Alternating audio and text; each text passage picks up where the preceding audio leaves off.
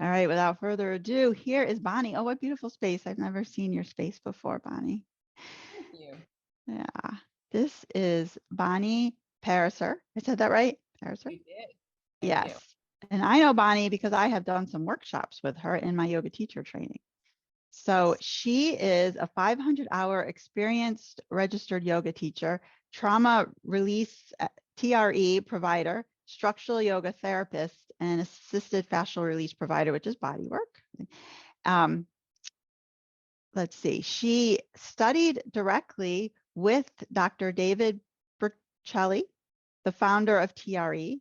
She's been teaching yoga for more than 25 years, and she owns and directs the Yoga Loca in Frenchtown, New Jersey, where she must be today, I think. She is also a structural yoga therapist and works with people on an individual basis, helping them reclaim unity and totality in their body and minds.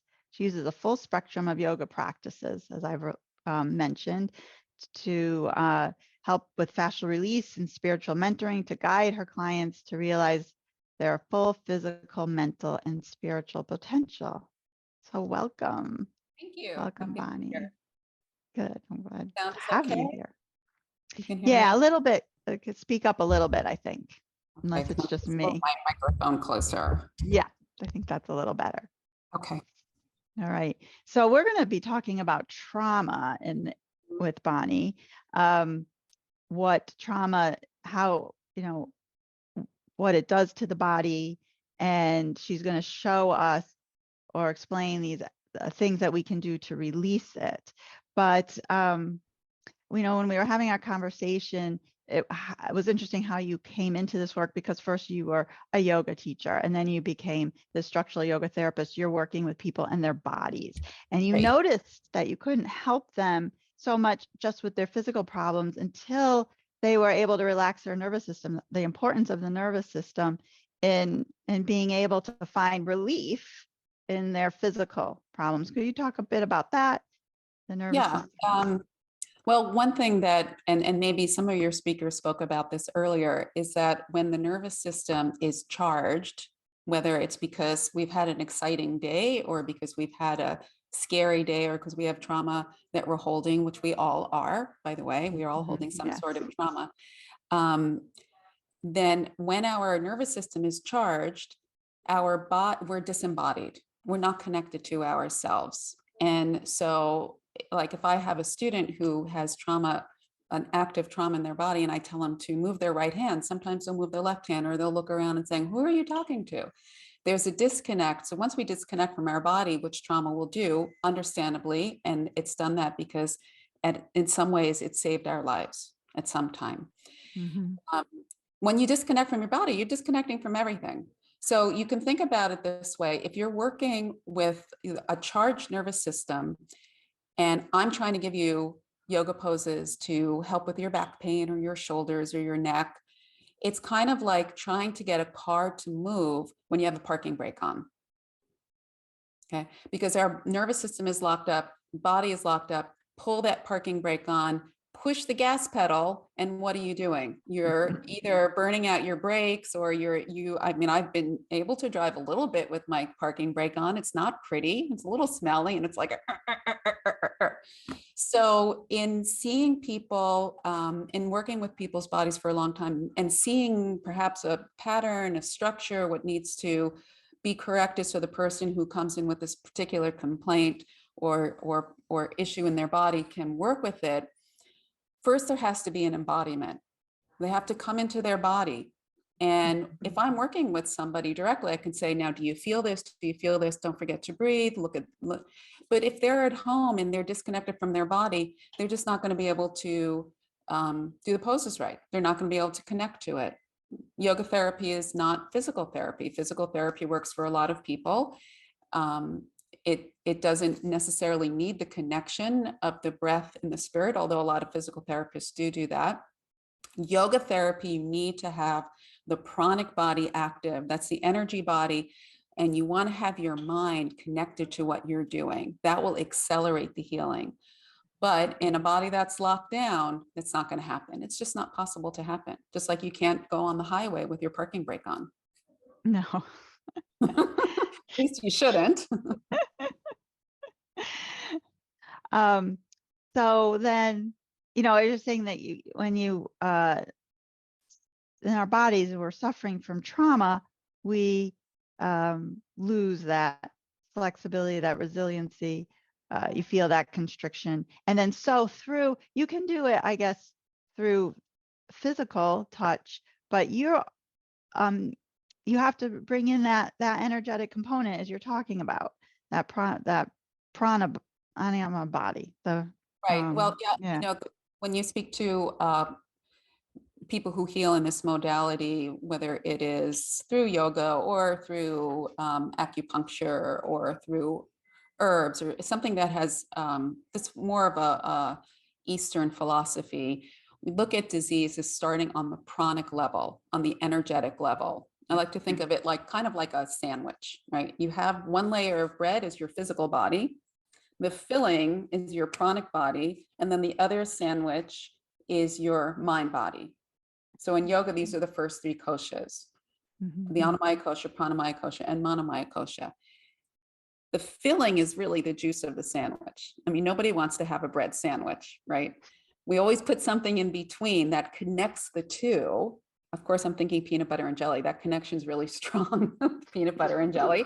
So we have the peanut butter and jelly, and that is where the juice of the sandwich is. That's the essence of the sandwich. In our structure, disease will start in the pranic level. We will see it move into the mind, and we will see it move into the body. Right. Okay. So Western medicine is beginning to understand this too. We see a lot of stress-related illnesses that are coming when now doctors are asking, well, how's work? How's your family life? They're starting to look at the underlying causes of an ulcer or high blood pressure. That is the pranic body. We may not term it as such, but it is where the energy is stressed, constricted, afraid, compacted. The disease will go into the mind and into the body. So when somebody comes in with a body that's kind of locked up and I want to move their body, it's going to be hard until we access the energy. And then we may say in more Western terms, until I unlock the nervous system.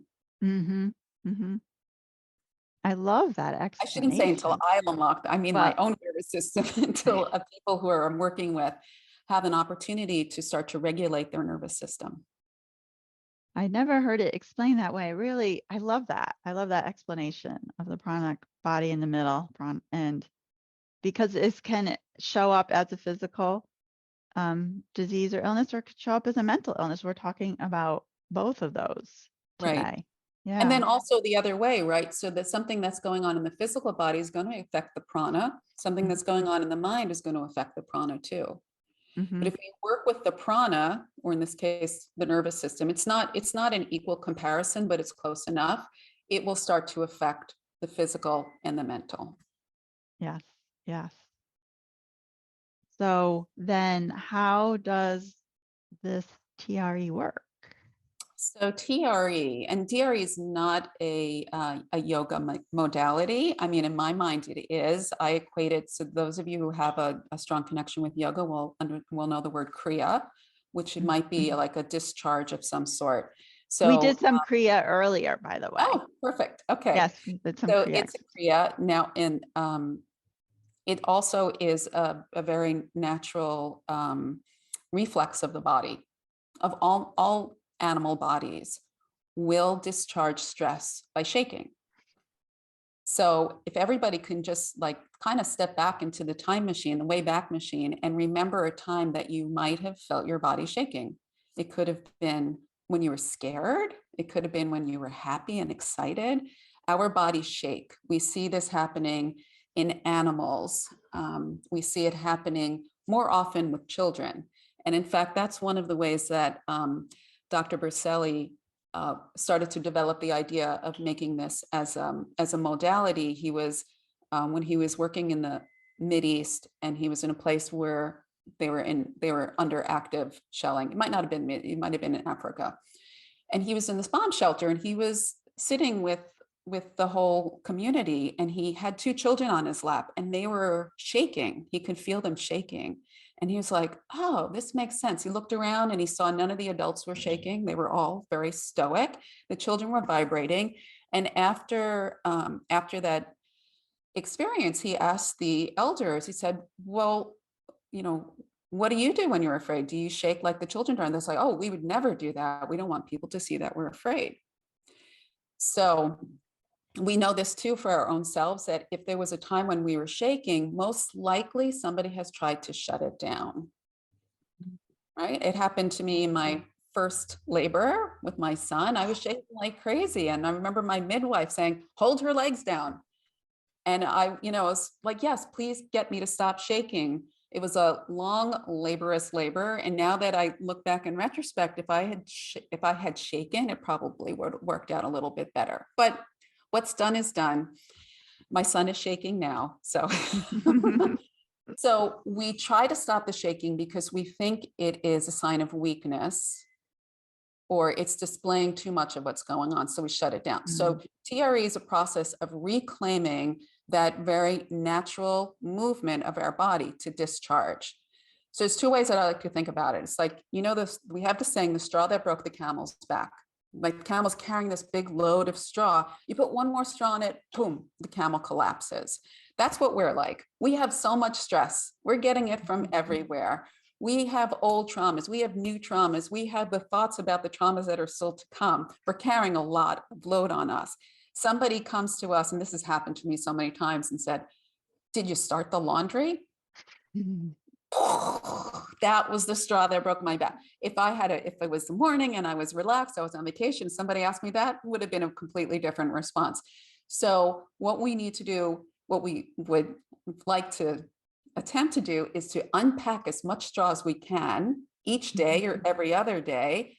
And then that one straw, like, did you start the laundry? It's just going to be like nothing. It's going to be little feather. It's not going to be the last thing that makes us collapse or that makes us freeze up or makes us freak out. So TRE is restarting that natural mechanism of shaking, is discharging the stress and some of the stress of trauma, some of the stress of just the day, so that we're starting fresh. That's what resiliency is. Resiliency is that we can bounce back from something quite easily. And we also know for ourselves, when we're resilient, if you haven't slept well, if you haven't eaten well, if you have a lot of things coming up, you're going to break a lot quicker than if you've slept well, if you've had a good meal and you are not stressed out about the things that are coming. That's a resiliency, that we can bounce back. We're always going to encounter stress. We're always going to encounter trauma. Mm-hmm. Now, if we're carrying a really big trauma around with us, or many big traumas, it's going to be harder to be resilient because we've already got this huge pack of straw on our back that we either don't know it's there or we can't reach it, right? We can't reach it to flick it away. So the practice of TRE and shaking is helping to discharge things we might not even know are back there. Mm-hmm. And that's going to make us able to take in more. Right. It's also, you can use the image of like a glass. If you fill a glass all the way with water, not going to put any more water in it. So TRE is dumping the water out so that you can pour in more water or whatever elixir you use. So since, I've been becoming aware of this, I just want to share now that I can feel it. I'm sitting here, I was cool as a cucumber through the first half of this, and then my computer shut down, like, and get back on. And I'm sitting here, I can feel myself tremoring a little bit. Yeah. Mm-hmm. Yeah. So I'm trying to release like that flood, right? Right. And and a lot of people, when I work with them and I teach them how to tremor, I actually had one woman who broke down in tears because she was so grateful to realize that her body had been doing this all along. She said she'd come home from a hard day at work, she'd sit on the couch and her body would tremor and she'd be like, oh my God, what's happening to me? And she'd try to stop it. When she learned how to tremor, she's like, my goodness, my body has been trying to heal itself all this time. There was not something wrong with me.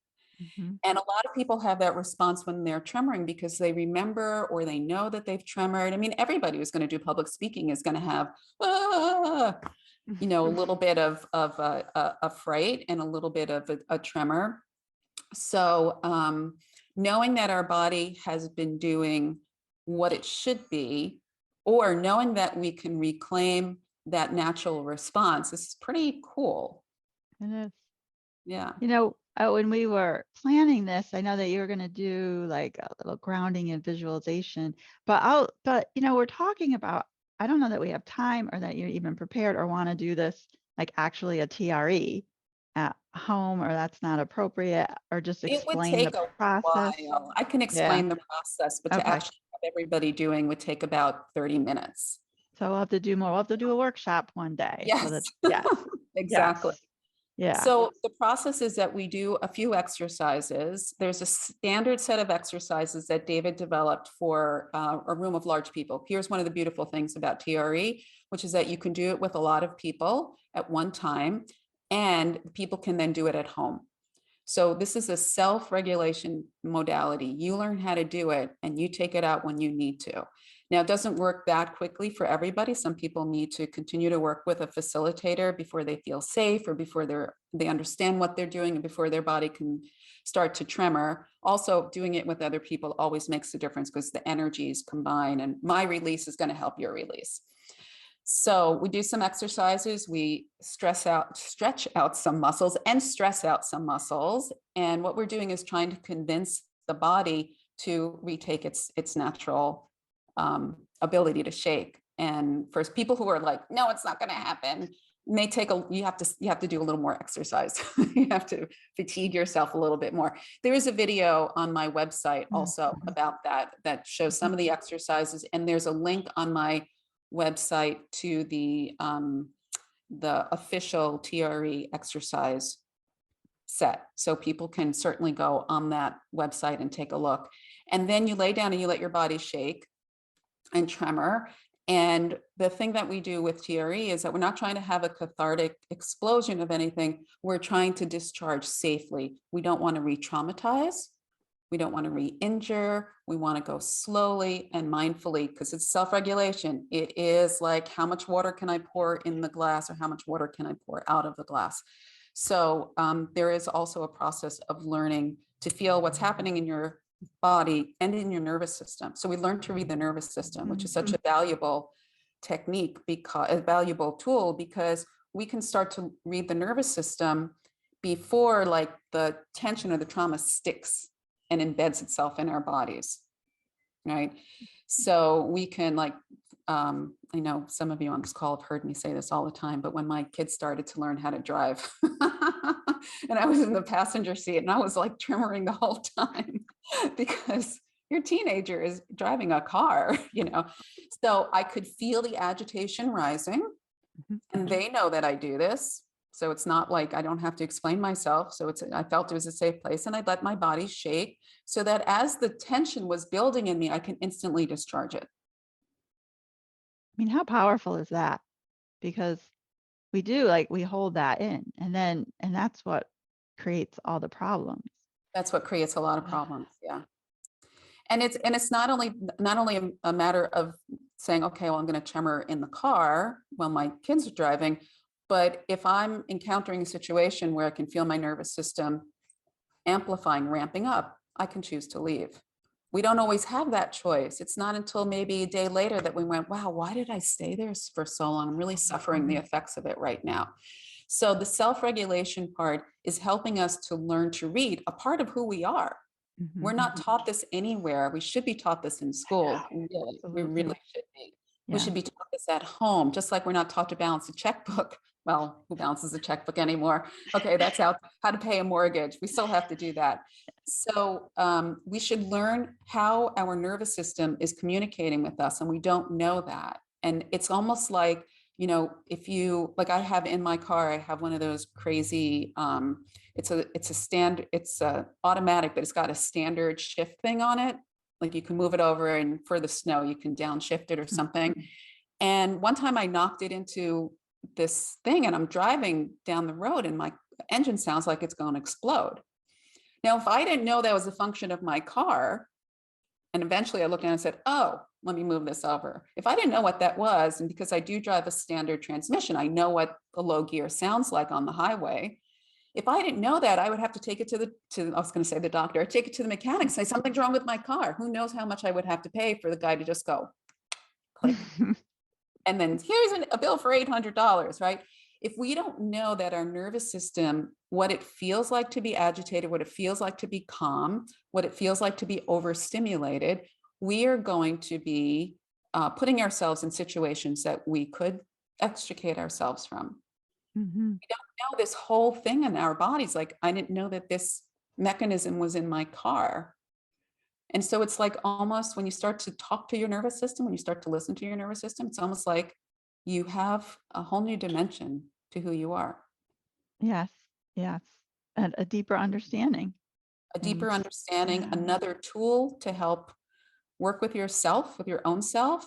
You also Mhm. start to see, you can start to see how other people's nervous systems are amping up. You know, if you are in a family and you're living with other people, it's very helpful to know, oh, I just said the wrong thing. Let me see if I can Yes. patch this up. Let me see if I can get that first person on the floor and start tremoring. So we are gonna do a practice, right? A little practice, and we can come back and talk about it a little bit and maybe take some questions. I have one question right now. Mhm. Shoot. What's the first thing you do with your modality when you begin to be agitated? I'm not sure I understand. So I think that means if you're tremoring, what do you do if you begin to get agitated? Oh, okay. I And don't know. Maybe the Noreen, person if you who's want to clarify, you can unmute if you want to clarify. Yeah, that was it. That just, when with the way you're handling it with your particular modality. I mean, I have my own tools, but I'm curious, like, what's the first thing you do when you're beginning to get triggered, right? In terms of this modality that you're using. So if you're tremoring and you start, and that's one of the things that facilitators really spend the most time training, is to start to read the signs, to be able to look at somebody and say, let me go check in with this person. They might being triggered, they might be having a flashback or something like that. Is that we go and we talk to the person, we assess what's going on with them, and we have them stop is the first thing. And then maybe if they can reground, go back into it. So the key is to stay grounded throughout the whole process.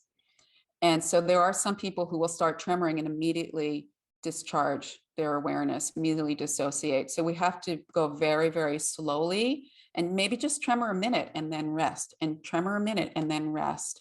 And the resting actually in the tremoring is as important as tremoring itself, because that's when you're going to really be able to read your nervous system, and you're also integrating whatever changes you've made in the nervous system, whatever you've discharged, you want to integrate that. So if I was to see somebody starting to amp up, I would come over to them and I'd ground them in some way. And everybody's going to be a little different. It could be, have them sit up, have them have some water, have them walk around, have them. This is something that David would say when he was working with a therapist when he was really ungrounded. She would say, "Do you like my earrings?" And whatever thing he was in, he had to stop and he had to look at the earrings and go, "No, I don't like your earrings," or whatever he said. I'm sure he was more polite than that. So we do not halt the process. We shift the process to something that will take a little bit more time. So you're actually using the tremoring to self-induce self-regulation. Like that's the modality that you're using, the Right. exercise for people to continue with their awareness and sort of release what's going on. Right. Yeah. So when you're tremoring, when you experience it, you'll see that most people will find that their stress level goes down. And whenever our stress goes down, our awareness goes up, our discernment goes up. Because what does stress do? And especially trauma, it makes us like this. We can only see what's in front of us and the way out. When your stress starts to dissolve, your awareness expands. And when your awareness expands, what also expands is your awareness of yourself. So you're able to hear yourself more. It's just like if we were in a very noisy room and I tried to say something to you, you wouldn't be able to hear me. The noise in ourselves is our level of stress or our trauma. It's very noisy and it shuts us down. So when we start to discharge even the smallest amount of it, we're hearing more, we're seeing more. And so then self-regulation is possible. So even the first little tremor, somebody you asked, how are you feeling? Where are you feeling it? Is it in your feet? Is it in your legs? Tell me what's going on. And the person starts to discover more about themselves. There's a lot of questions that are asked of the person. If I'm working one-on-one with somebody, I'm talking to them almost constantly to help to guide them to go deeper into themselves and feel themselves. So not only is that making sure that they're online, they're still in their body, it's also teaching them, already training them how to self-regulate, how to feel what's going on inside of themselves. Okay, thank you. All right, thank you, Noreen. Yeah, let's do a practice. We have some time to Okay. kind of discuss it after. So what I'd like to do is do a very short meditation, and I'm going to ask you to choose two things, and we're going to work like on a scale of 1 to 5. Okay, 1 is when there's a scale of 1 to 5 on annoyance level, your annoyance scale. Okay, agitation scale. 1 would be like you said hello to the mailman, and he didn't answer, he didn't respond, so you're like, eh.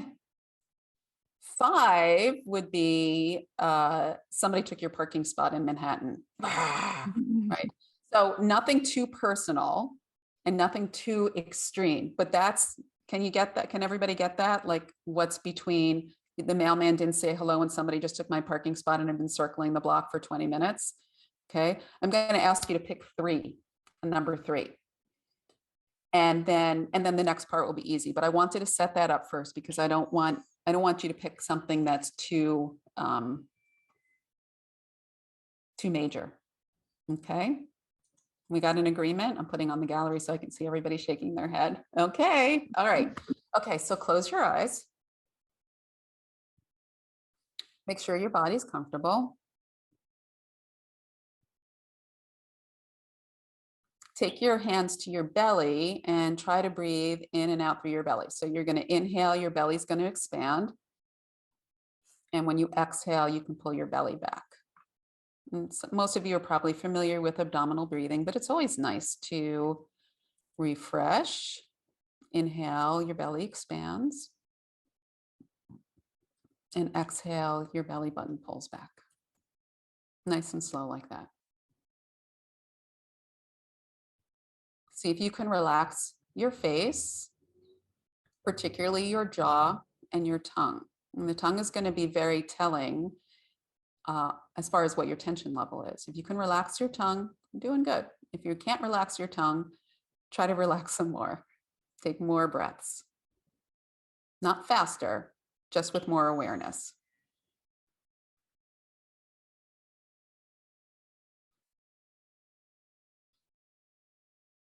And everybody is probably in the comfort of their own home or someplace like that.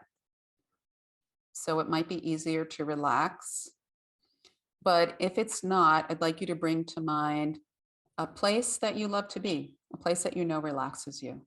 It could be a location in your house. It could be a location on this globe, maybe someplace you went on a really great vacation, the beach, the forest, something like that, someplace that you really like to be. And you know when you're there, your body opens and you can breathe easier. So however it makes sense for you, take yourself to that place right now.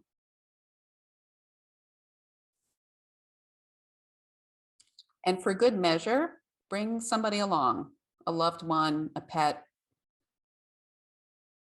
somebody who, or some being that makes you feel safe, that takes care of you, that nurtures you.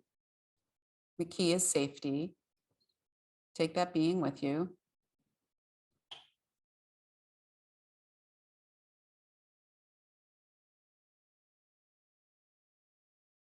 And bring in any elements of that place that you can remember. The smell, the colors, the temperature, the landscape.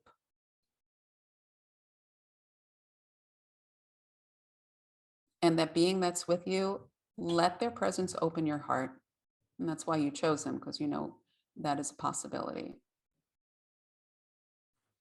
Now notice how your breath is. Notice if your breath is in your belly or in your chest. Notice if your mouth is soft or your tongue is hard. Notice if your forehead is soft. If you can easily make some space between your upper and lower row of teeth.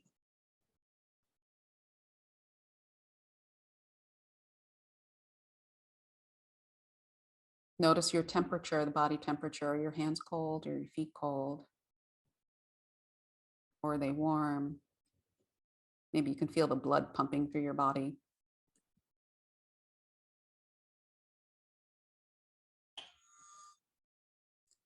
Now, I'd like you to bring into mind on the scale of 1 to 5, number 3. So a little bit more intense than the mailman not saying hello to you, but less intense than somebody taking your parking spot. It could be a situation.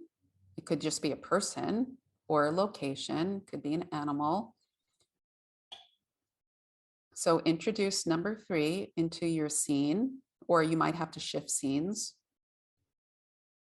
And really be with that experience or person. They're here. It's here. You're there. What happens to your breathing?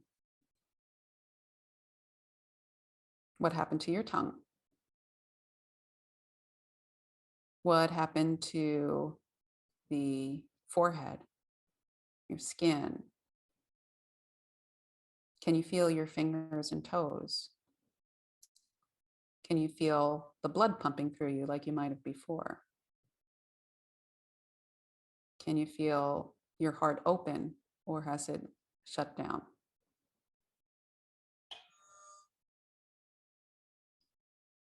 Can you feel your heart beating faster? If you can have an awareness of that, maybe your belly has constricted. Maybe your skin has gotten hot.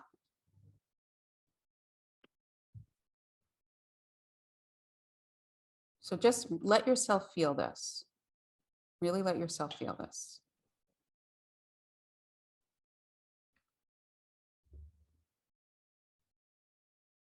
Now imagine a golden light overhead like the sun. And the golden light is raining down on you.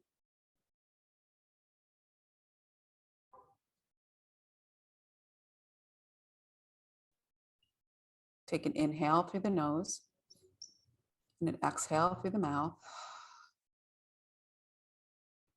And come back into your happier place, the vacation spot or the first landscape you chose. And invite the being that you chose to be with you, invite them to come with you.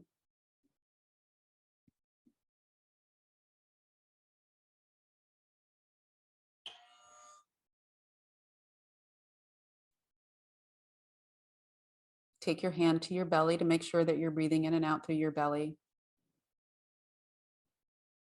Have a golden light overhead and let that light continue to pour down on you. And really be in this first landscape of joy, of happiness, and of safety.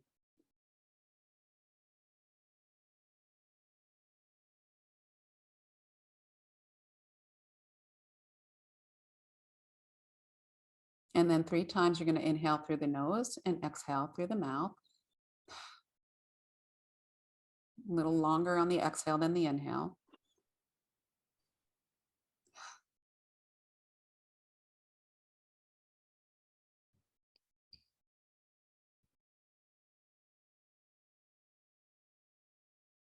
And then whenever you're ready, go ahead and open your eyes.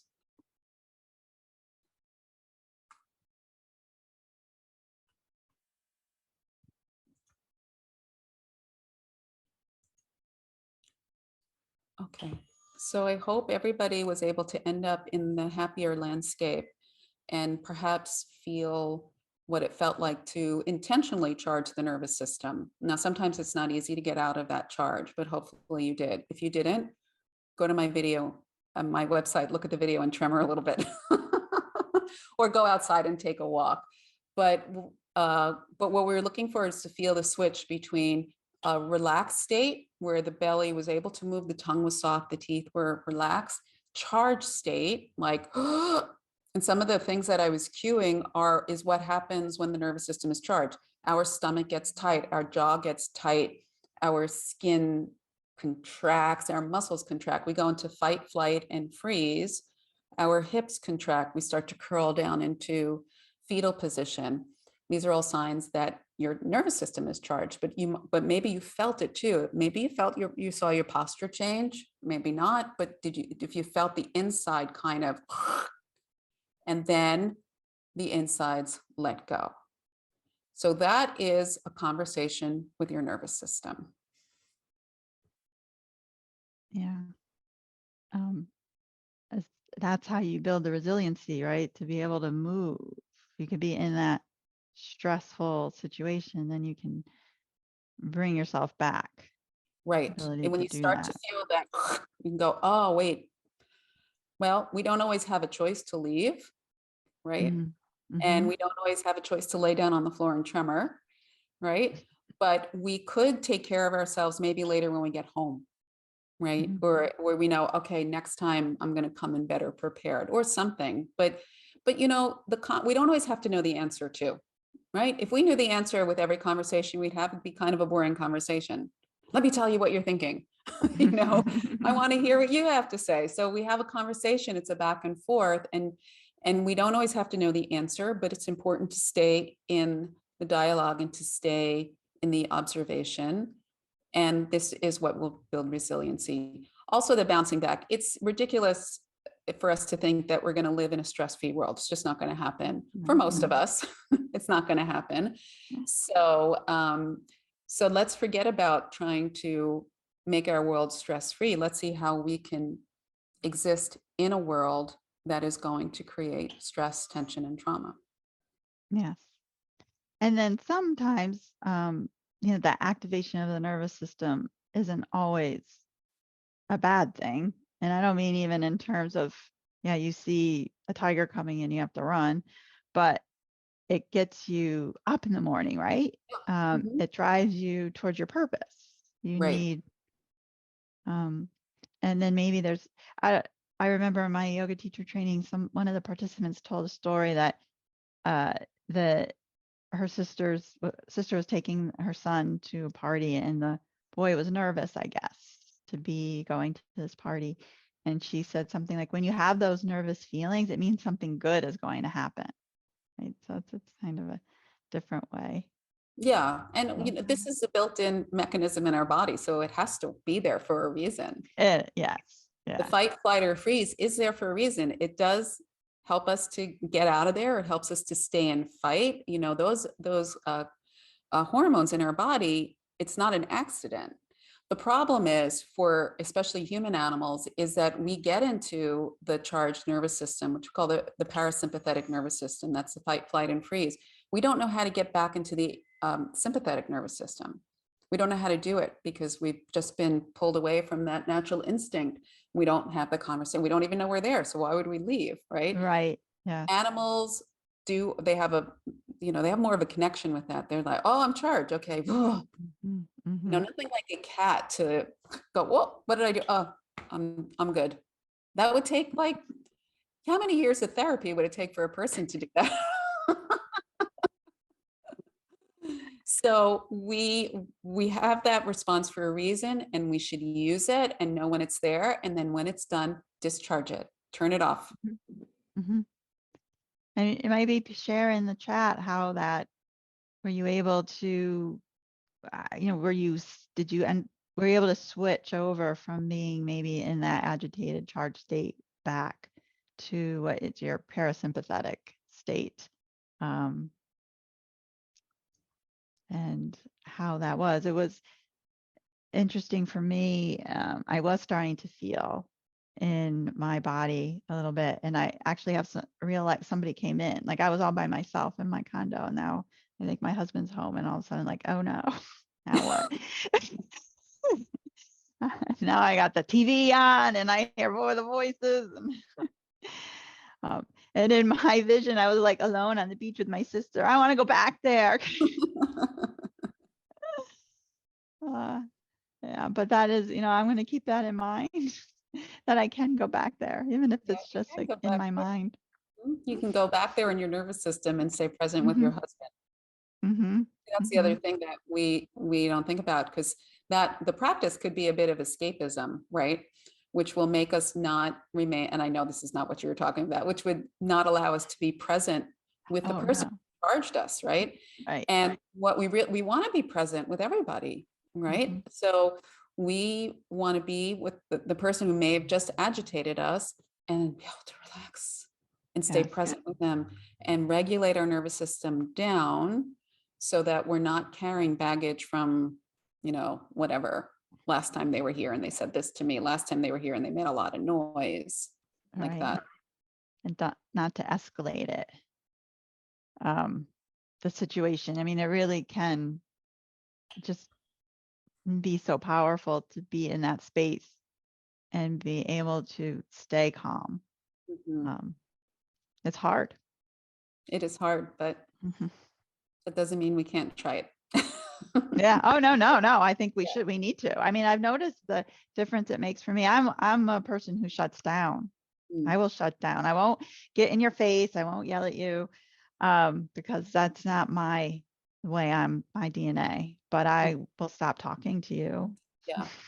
Yeah, and I Yeah. want to emphasize what you said. It is hard. It is hard to stay present to the things that we don't want to stay present to the things that we haven't stayed present to for however many years, however long ago we decided we weren't going to stay present to. It is hard. It is work, and it can be at times uncomfortable. It's another reason that it's a good idea oftentimes to work with a facilitator, because they'll help to move you through the part that you don't want to move through. I don't want to Yes. go there. It's uncomfortable. Well, that straw is going to be on your back still. If you want to get it off, let's do it. Let's do it. And, you know, I'm here to help unpack it. Yeah. And it's amazing too that, how it gets into the body and you said how it dries you up. I think you use that. The fascia dries up. That's what the stress and the trauma do, and that's when you can become hard and brittle, and that's not resilient. You're not able to be resilient. Right.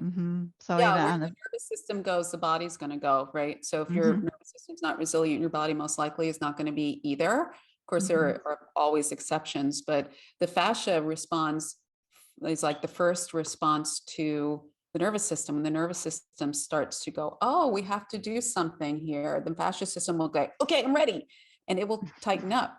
And it's like it's still fighting when the fight is over, right? It's still guarding when the fight is over because we don't know how to turn it off. Goes back to, again, we don't know how to turn it off.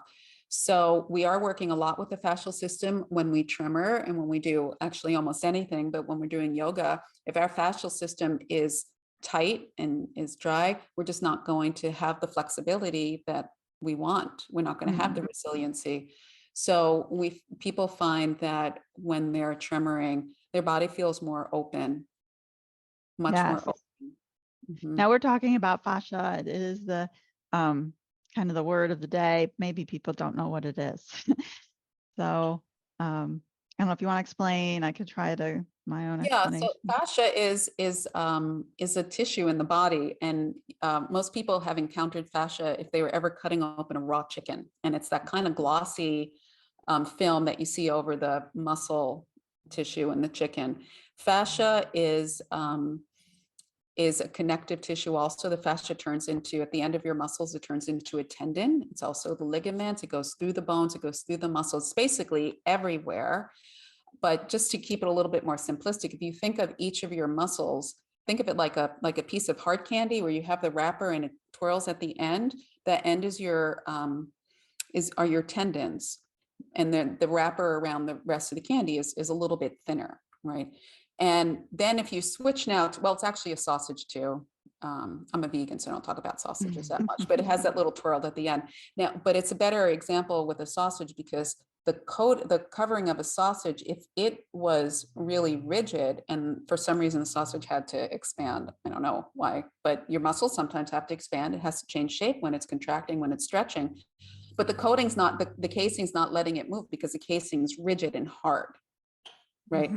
So this is a way that we lose a lot of range of motion. It's not necessarily because our DNA is not flexible. Maybe we do have long muscles inherently or long tendons and ligaments, but the casing around the muscles, that fascia is like, must protect, cannot move. Because some people have a tendency to freeze, right? When you said you have a tendency to shut down, there's a little bit of freezing there. Some people have a tendency to go, oh, what just happened? And the fascia is going, oh, you want us to freeze? Okay. And then nobody said, hey, fascia, let go. No, it's still frozen. So we're walking around in a frozen body, even though there's no danger. There's not necessarily danger. So being able to switch out of that is when we find our resiliency. Yeah. Right. So the fascia is doing a lot of work for us, and also the movement in the joints. The ligaments are going to be tighter. The tendons are going to be tighter. If we're still like this. I mean, it happens also like if you broke your arm, the fascia around that break would also tighten. And that's why a lot of people have to do physical therapy to get the range of motion back. The fascia will tighten around, will almost create its own cast. Yeah, right. Yeah. So, physical injury, emotional injury, mental injury, it's going to tighten because that's its job.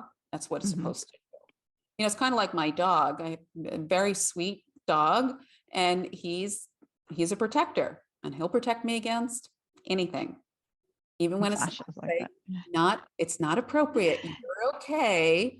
Right. You can sit down. No. That's right. So we have to chain our fascia like I'm training my dog.